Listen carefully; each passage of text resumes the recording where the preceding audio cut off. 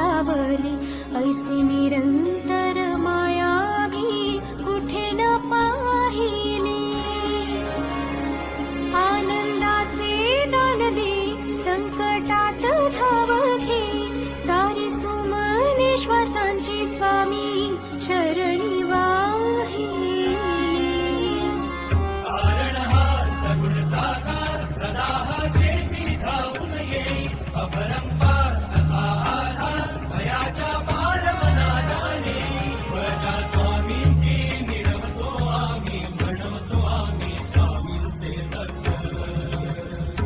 Shri